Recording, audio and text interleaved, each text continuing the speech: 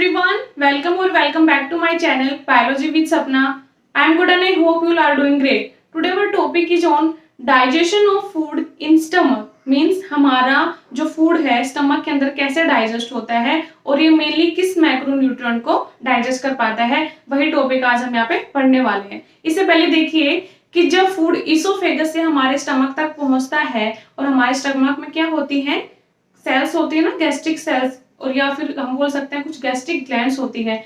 तो जो gastric glands होती हैं उनकी जी सेल्स क्या सीक्रेट करती है, गैस्ट्रिन हार्मोन। और इस गैस्ट्रिन हार्मोन का क्या फंक्शन होता है, ये सीक्रेशन करवाता है किसकी, गैस्ट्रिक जूस की। ओके, और जो गैस्ट्रिक जूस है यही मेन है स्टमक के अंदर डाइजेशन जो होती है फूड की, उसके लिए सीक्रेशन है गैस्ट्रिक जूस की। वो डिवाइडेड है 3 फेज के अंदर। मींस इसके अंदर 3 फेज होते हैं जो हेल्प करते हैं गैस्ट्रिक जूस की स्टिमुलेशन में, सीक्रेशन में। ठीक है, तो हम पहला पढ़ते हैं सिफेलिक फेज।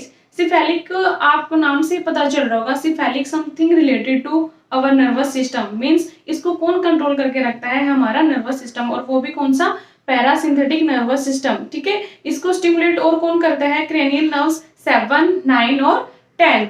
अब मैं आपको इजी वे में बताती हूँ कि जब हम फूड को देखते हैं तो देखने भर से ही, मीन्स उसके ऑप्टिक रिफ्लेक्शन इसको हम बोलेंगे, देखने भर से ही हमारे स्टमक में कुछ अमाउंट में गैस्ट्रिक जूस जो है रिलीज हो जाता है। तो ये होता है इसका सिफेलिक फेज। अब हम पढ़ते हैं गैस्ट्रिक फेज के बारे में।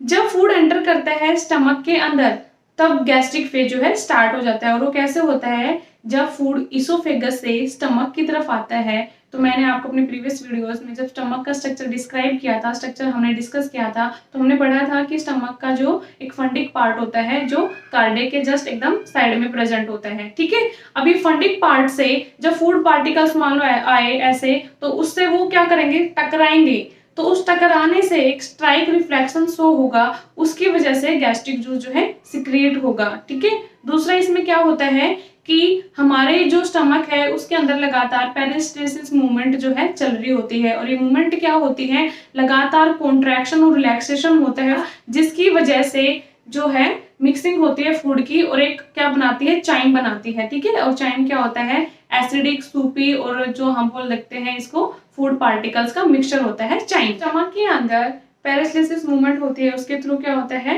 रबिंग होती है फूड पार्टिकल्स की। और उस फूड पार्टिकल्स की रबिंग की वजह से स्टिमुलेशन मिलेगा किसको, गैस्ट्रिक जो ग्लैंड्स है उनको। और गैस्ट्रिक ग्लैंड क्या सीक्रेट करेगी, गैस्ट्रिन हार्मोन, जिसकी वजह से सीक्रेट होगा गैस्ट्रिक जूस। तो स्टूडेंट ये था गैस्ट्रिक फेज। अब हम बढ़ते हैं इंटेस्टाइनल फेज।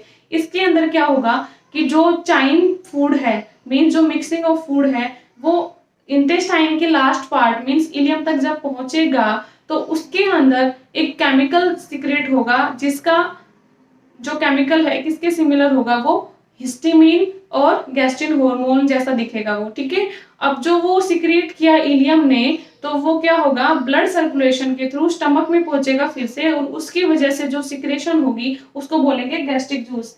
जो गैस्ट्रिक जूस होता है उसकी कंपोजिशन क्या होती है, ठीक है, और उसके फंक्शन क्या है। तो जो गैस्ट्रिक जूस होते हैं वो मेनली क्या कंसिस्ट करते हैं, अपने अंदर वाटर होता है इनके अंदर और HCl होता है, और जो इनकी pH होती है वो बहुत हाई होती है। ठीक है, और ये अपने अंदर कुछ वाटर भी रेजिस्ट करते हैं। दूसरा इनके अंदर म्यूकस होती है, और इनके अंदर कुछ गैस्ट्रिक हार्मोन्स होते हैं, गैस्ट्रिक एंजाइम्स होते हैं, और वो एंजाइम जो होते हैं वो जाइमोजेंस होते हैं, मीन्स वो इनएक्टिव फॉर्म में प्रेजेंट होते हैं। और वो हार्मोन कौन कौन से हैं, जैसे कि हो गया पेप्सिनोजन, प्रोरेनिन और कुछ गैस्ट्रिक लाइपेजेस। अब जो है हमारे इस टॉपिक की जो मेन इंपॉर्टेंट पार्ट है वो शुरू होता है कि जो डाइजेशन है किस टाइप के फूड को डाइजेस्ट कर पाते हैं। ठीक है, तो अभी मैंने आपको जब कंपोजिशन बताई गैस्ट्रिक जूस की, तो उसके अंदर होता है HCl, और HCl जो है बहुत इंपॉर्टेंट रोल प्ले करता है किसके अंदर, डाइजेशन ऑफ फूड की स्टमक के अंदर। क्यों, क्योंकि HCl जो है कुछ एंजाइम्स के लिए एक्टिवेटर का काम करते हैं। मींस जैसे कि पेप्सिनोजन और जो प्रोरेनिन है वो सिर्फ एसिडिक मीडियम में ही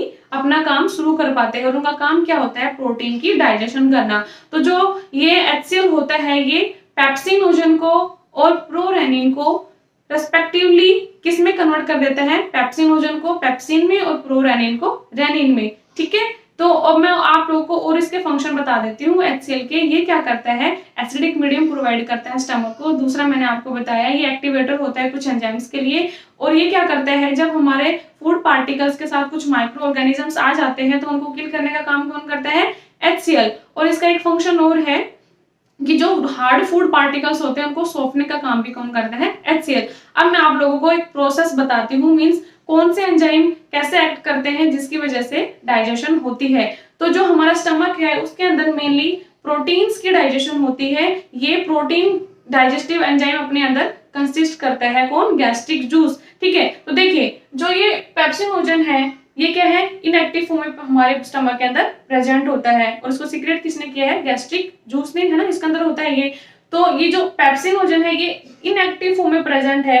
जब इसके ऊपर HCl एक्ट करेगा तो ये किसमें कन्वर्ट कर देगा, इसको पेप्सिन में। और पेप्सिन क्या है, एक्टिव फॉर्म है जो क्या करती है, डाइजेस्ट करती है प्रोटीन्स को, मींस ये प्रोटीन्स का ब्रेक डाउन करती है। ठीक है, दूसरा आता है ये, अब प्रोटीन्स जो है ये पेप्सिन अब एक्टिव फॉर्म आ गई, अब ये क्या करेगा, प्रोटीन्स के ऊपर अगर पेप्सिन एक्ट करेगा तो पेप्टोन्स और प्रोटियोजेस में उसको ब्रेक डाउन कर देगा। और ये पेप्टोन्स और प्रोटियोजेस जो है ये एक सिंपलर फॉर्म है किसकी, हमारे प्रोटीन्स की। ठीक है, अब देखो जो मैंने आपको बताया प्रोरेनिन, प्रोरेनिन भी क्या होता है, इनएक्टिव स्टेट में प्रेजेंट होता है। ठीक है, अब ये प्रोरेनिन क्या करता है, जब HCl इसके अंदर एक्ट करेगा तो उसको कन्वर्ट कर देगा किसके अंदर, रेनिन के अंदर। अब ये रेनिन जो है, ये रेनिन क्या करता है, सिर्फ हमारे जो इन्फेंट्स होते हैं, जो छोटे बेबी होते हैं मैमल्स के, उनके अंदर सिर्फ ये रेनिन प्रेजेंट होता है, अडल्ट्स के अंदर नहीं होता। अब इस रेनिन का क्या फंक्शन है कि जो छोटे इन्फेंट्स होते हैं, मीन जो छोटे बेबी होते हैं, उनके अंदर ये प्रोटीन डाइजेशन का काम करता है। कैसे, जब बच्चा छोटा होता है तो मेनली क्या फीड करता है, मिल्क, और उस मिल्क के जो है वो उनका डायरेक्टली एब्जॉर्ब नहीं हो पाता, डाइजेस्ट नहीं हो पाता, इसलिए रेनिन क्या करता है, उस मिल्क को कर्ड की फॉर्म में बना देता है, मींस उस मिल्क के कोगुलेट कर देता है। उसके बाद में जो है मिल्क की डाइजेशन होती है स्टमक के अंदर। ठीक है, और ये जो है रेनिन ये अडल्ट्स के अंदर एब्सेंट होता है। और मैं आप लोगों को बताती हूँ कि जो कैजीन है, कैजीन क्या है, एक मिल्क प्रोटीन है जो रेनिन की प्रेजेंस में पैराकैजीन में कन्वर्ट हो जाती है। ठीक है, अब जब पैराकैजीन की प्रेजेंस में कैल्शियम आता है तो क्या बनाता है, कैल्शियम पैराकैजिनेट, और कैल्शियम पैराकैजिनेट पेप्सिन की मदद से किसमें कन्वर्ट हो जाती है, पेप्टोन्स में। और पेप्टोन्स भी क्या है, सिंपलर फॉर्म है प्रोटीन्स की जो इजीली डाइजेस्ट हो जाती है फिर उसके बाद में। ठीक है, अब देखो बच्चों जो स्टमक होता है उसमें मेनली सिर्फ प्रोटीन्स की डाइजेशन होती है और कोई ये अपने अंदर डाइजेशन नहीं कर पाता। उसके अलावा जो हमारा स्टमक होता है उसका जो गैस्ट्रिक जूस है उसके अंदर कुछ अमाउंट में गैस्ट्रिक लाइपेजेस भी प्रेजेंट होते हैं, बहुत थोड़े अमाउंट में। मेनली डाइजेशन किसकी होती है इसके स्टमक के अंदर, प्रोटीन्स की। उसके बाद में अगर थोड़ा बहुत डाइजेशन कर पाता है तो वो किसका कर पाता है, फैट्स का। अब ये फैट्स क्या कैसे करता है, इसके अंदर क्या प्रेजेंट है, गैस्ट्रिक लाइपेज। अब जब गैस्ट्रिक लाइपेज जब फैट्स के ऊपर एक्ट करते हैं तो उसको किसमें ब्रेक डाउन कर देते हैं,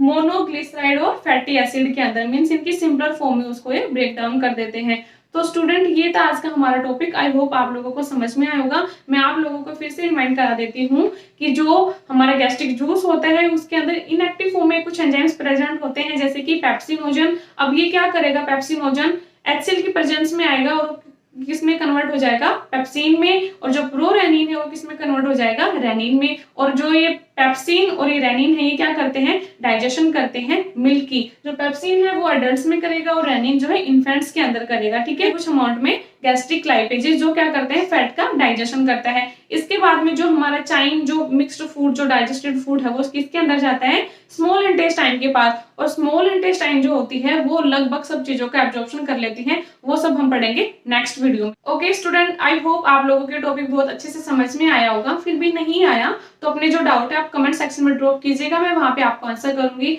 प्लीज स्टूडेंट्स, प्लीज जो भी मेरे चैनल पे न्यू आते हैं मेरे चैनल को सब्सक्राइब करिए, मेरी वीडियोस को लाइक करिए, शेयर करिए, कमेंट करिए।